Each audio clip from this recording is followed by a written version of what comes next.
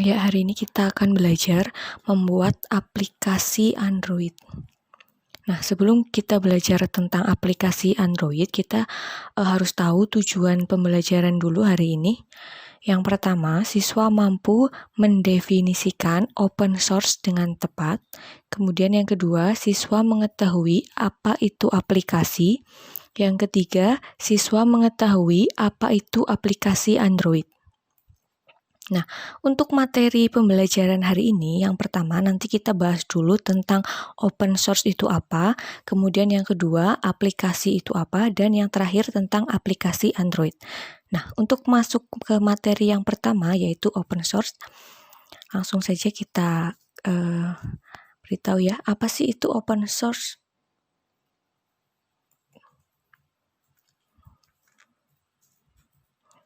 Nah, di open source ini kita nanti akan belajar tentang definisi atau penjelasan dari open source sendiri, kemudian contohnya, kemudian ada kelebihan dan kekurangan dari open source. Yang pertama ada definisi. Nah, definisi dari open source. Software yang dibuat dan didistribusikan tanpa biaya royalti dan tidak merahasiakan kode sumbernya atau source code yang disediakan agar berkembang cepat ya. Jadi di open source ini nanti semua orang bebas untuk mengembangkan sebuah aplikasi tanpa harus membayarnya. Nah, pengguna bebas untuk mempelajari, mengubah, mengutak-atik, menambah bagian tertentu, memperbaiki, menyatakan bahwa sebuah program open source memiliki kesalahan dan menyebarluaskannya. Nah, kemudian sekarang yang kedua ada contoh dari aplikasi yang open source ya. Yang pertama, untuk sistem operasi, contohnya itu ada Linux, kemudian ada Android. Kemudian yang kedua, contoh dari aplikasi yaitu ada Firefox dan ada LibreOffice. Kemudian yang ketiga, contoh dari server itu ada Apache sama Tomcat. Dan untuk contoh pemrograman ada Java, ada PHP. Ya, itu adalah contoh-contoh yang open source ya. Jadi kita bebas untuk menggunakannya tanpa harus membayar seperti itu. Dan kita juga bebas untuk mengembangkannya. Kemudian kelebihan dari open source apa saja? Yang pertama, pengguna bebas untuk mengembangkan sistem. Jadi bebas untuk berkreasi ya. Jadi open source membebaskan pengguna untuk mempelajari kode sumber dari suatu perangkat lunak, baik itu memodifikasi, mendistribusikan, serta mengedit ulang dan menggunakannya. Kemudian yang kedua, open source ini nanti bersifat legal, jadi tidak melanggar hak cipta ya. Jika kita menggunakan perangkat lunak berlisensi open source, lalu memodifikasinya dan mendistribusikannya atau menyebarluaskannya, maka hal itu sah-sah saja di mata hukum alias legal. Jadi kita tidak akan dituntut kayak gitu ya, karena memang aplikasi atau perangkat lunak yang open source itu memang gratis kayak gitu. Kemudian yang ketiga, tidak ada versi bajakan ya. Semua versi adalah versi yang asli, tidak ada bajakan karena semua orang dapat memodifikasinya secara gratis dan dibagikan secara gratis juga. Nah, kemudian yang terakhir sekarang ada kekurangan dari open source itu apa ya? Yang pertama, tanpa dukungan dana dan pemasaran ya. Jadi sistem operasi dan perangkat lunak berbayar biasanya memiliki perusahaan yang pastinya juga mempunyai dukungan dana dan pemasaran dari perusahaan tersebut. Ya, jadi untuk sistem operasi atau perangkat lunak yang itu berbayar, pasti dia itu akan ditanggung oleh sebuah perusahaan, baik dari segi pendanaannya maupun jaminan untuk pemasarannya. Jadi semuanya itu sudah jelas kalau aplikasi atau perangkat lunak itu berbayar. Tetapi kalau open source atau gratis, maka dia tidak ada jaminan untuk pendanaan dan juga untuk pemasaran aplikasi atau perangkat lunak tersebut. Kemudian ya jadi berbeda dengan sistem operasi dan perangkat lunak berlisensi atau open source ya, mereka tidak mempunyai bantuan dukungan dana, apalagi dukungan pemasaran. Ya, betul sekali karena memang bebas, jadi tidak ada jaminan dari segi dana maupun dari segi pemasarannya. Kemudian yang kedua, membutuhkan waktu yang lama untuk mengenalkan aplikasi mereka ke khalayak rame. Ya tadi karena tidak ada pemasaran, tidak ada promosi kayak gitu ya. Jadi untuk mengenalkan ke user atau ke orang lain itu membutuhkan waktu yang lebih lama dibandingkan dengan perangkat lunak yang berbayar. Ya, kemudian yang kedua, apa sih itu aplikasi ya? Kita belajar mengetahui apa sih itu aplikasi. Biasanya kan selama ini kita sering mendengar kata-kata aplikasi kayak gitu ya, tapi kita mungkin belum mengerti sebenarnya aplikasi itu apa kayak gitu ya. Nah, langsung saja kita pelajari di sini. Untuk aplikasi nanti kita ada 3 materi atau 3 bahasan yang akan kita pelajari di sini. Yang pertama adalah definisi dari aplikasi itu sendiri, kemudian yang kedua ada jenis-jenis aplikasi, dan yang ketiga kenapa sih kita perlu belajar untuk mengembangkan aplikasi kayak gitu ya. Nah, untuk yang pertama, definisi dari aplikasi dulu. Apa sih itu aplikasi ya? Jadi aplikasi itu berasal dari kata application yang artinya penerapan atau penggunaan ya. Nah, dalam ilmu komputer, aplikasi adalah suatu perangkat lunak atau software atau program komputer yang beroperasi pada sistem tertentu yang diciptakan dan dikembangkan untuk melakukan perintah tertentu ya. Jadi aplikasi akan berjalan apabila menerima sebuah perintah dari si penggunanya. Nah, kemudian yang kedua ada jenis dari aplikasi apa saja ya. Jenis-jenis aplikasi ya. Jadi aplikasi itu dapat dikategorikan dalam 3 kelompok ya. Yang pertama ada aplikasi desktop ya, yaitu aplikasi yang hanya dijalankan di perangkat PC komputer atau laptop, itu dinamakan sebagai aplikasi desktop. Kemudian yang kedua ada aplikasi web ya. Apa itu aplikasi web ya?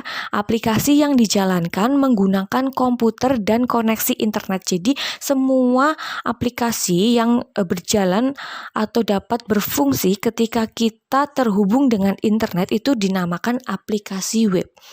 Kemudian yang ketiga ada aplikasi mobile. Nah, aplikasi mobile ini yang sekarang paling banyak digunakan ya, karena semakin canggih teknologi itu membuat semuanya semakin praktis. Jadi semua orang sekarang beralih menggunakan aplikasi mobile kayak gitu. Nah, apa sih itu aplikasi mobile?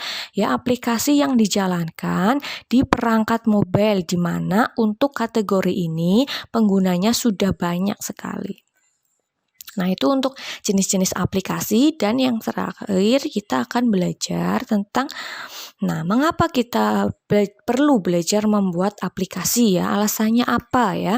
Nah, yang pertama untuk mengasah kreativitas ya, belajar cara membuat permainan atau aplikasi berdasarkan gambar yang dibuat sendiri ya. Jadi dengan kita melakukan imajinasi kayak gitu ya, dapat untuk mengasah kreativitas yang kita miliki, dan kreativitas tersebut adalah betul-betul kreativitas yang orisinil dari hasil pemikiran kita.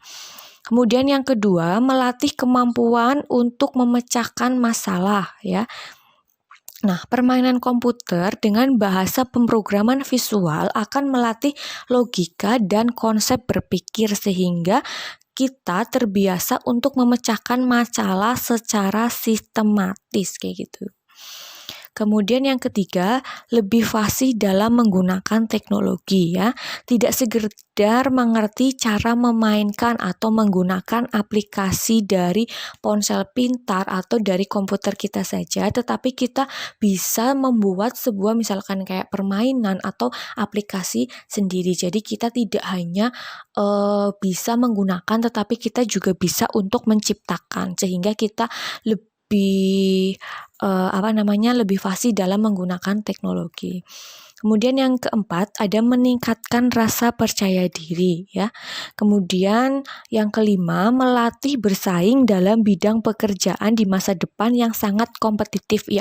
Seperti kita ketahui bersama bahwa sekarang semuanya itu sudah menggunakan program komputer, baik dari peralatan teknologi maupun peralatan yang kita gunakan sehari-hari kayak gitu ya. Jadi kalau kita belajar membuat aplikasi, kita akan siap untuk menghadapi persaingan di masa depan yang semuanya itu sudah menuju ke program seperti itu. Nah, itu untuk aplikasi ya. Kemudian yang berikutnya kita belajar tentang aplikasi Android. Nah, apa sih itu aplikasi Android ya? Biasanya kalau kita tahu Android itu apa? Android itu sistem operasi di HP kayak gitu ya. Nah, kita akan belajar lebih lanjut apa sih itu Android. Nah, nanti di sini kita akan belajar definisi dari aplikasi Android, kemudian contoh dari aplikasi Android, dan kenapa sih kita perlu untuk belajar aplikasi Android ya. Yang pertama, definisi dari Android. Nah, Android adalah sebuah sistem operasi yang dirancang oleh Google yang berbasiskan kernel Linux dan berbagai perangkat lunak open source lainnya, serta biasa digunakan untuk perangkat dengan layar sentuh seperti smartphone dan tablet. Jadi Android itu gratis, tidak berbayar karena di sini open source ya. Nah, biasanya Android ini digunakan untuk smartphone kita ataupun tablet. Nah, kemudian contoh dari Android itu apa saja ya. Nah, di sini ada contoh-contoh dari Android. Nah, seperti kalian ketahui di sini ya, bisa kalian lihat kalau nama-nama dari Android itu hampir semuanya yaitu berasal dari nama makanan kayak cupcake, kemudian ada donat, kemudian ada jelly bean, es krim sandwich ya, KitKat, lollipop, kemudian ada marshmallow kayak gitu ya, Oreo kayak gitu dan lain-lain ya. Bisa kalian baca sendiri, ini adalah contoh-contoh dari aplikasi Android. Nah, seluruh nama atau julukan untuk Android menggunakan nama makanan penutup manis dan berurutan.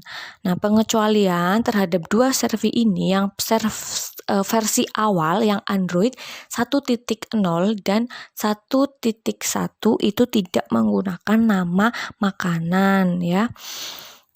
Karena kedua versi ini hanya untuk internal, jadi tidak disebarkan untuk kalangan luar seperti itu. Nah, kemudian yang berikutnya, kenapa kita harus membuat aplikasi Android ya, atau harus belajar tentang aplikasi Android, apa alasannya ya? Yang pertama, karena aplikasi Android ini memiliki banyak pengguna ya. Jadi semua orang itu sekarang sudah beralih ke yang namanya Android. Kalau kita tidak belajar mengenai Android, maka kita akan tertinggal dengan kemajuan teknologi yang ada saat ini. Kemudian yang kedua, dapat meningkatkan dalam pengembangan aplikasi yang sangat cepat. Ya, setiap tahun pasti ada update kayak gitu ya. Kalau kita tidak mengikuti perkembangan, maka kita akan tertinggal. Kemudian yang ketiga, tidak ada biaya perizinan atau open source kayak gitu. Jadi untuk Android ini kan gratis, open source, jadi semua orang itu bebas untuk menggunakan dan bebas untuk mengembangkan aplikasi tersebut kayak gitu. Kita tidak perlu membayar untuk menggunakan aplikasi Android ini. Kemudian fleksibel, mudah untuk digunakan dan diterapkan, dan permintaan yang tinggi terhadap pengembang Android ya. Jadi hampir semua orang itu sekarang menggunakan Android, jadi menambah permintaan juga seperti itu. Kemudian mudah diakses dan mudah untuk digunakan. potensi penghasilan yang tinggi karena semua orang membutuhkan, semua orang menggunakan Android. Maka kalau kita mampu untuk mengembangkan aplikasi Android itu, maka bisa sebagai lahan bisnis kita. Nah, itu tadi materi yang bisa saya sampaikan. Semoga dapat bermanfaat untuk kita semua. Terima kasih.